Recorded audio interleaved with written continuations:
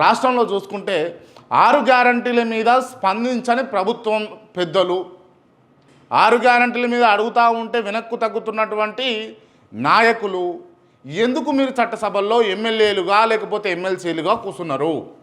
ఎందుకు కూర్చున్నారు? ఒక ఆయనను ఒక సెక్టార్ నుంచి ఎమ్మెల్సీగా చేసి పంపిస్తే ఆయన ఎత్తుకున్న వాదం ఏందో, ఆయనదేందో, ఆయన కథ ఏందో, ఆయన వ్యవహారం ఏందో అర్థం కాదు. ఇది చట్టసభల్లోని జరుగుతున్నటువంటి అంశాలు.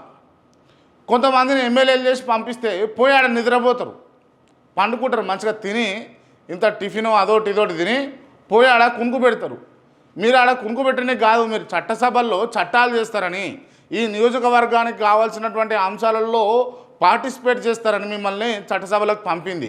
కానీ మీరు ఆడ నిద్రపోకుండా ముచ్చట్లు పెట్టుకుంటా, లేకపోతే అవతల మీద సెటైర్లు వేసుకుంటా, మీ నాయకుడు అనగానే ఆ బల్లాలు కొట్టుకుంటా, వీటి కోసం కాదు.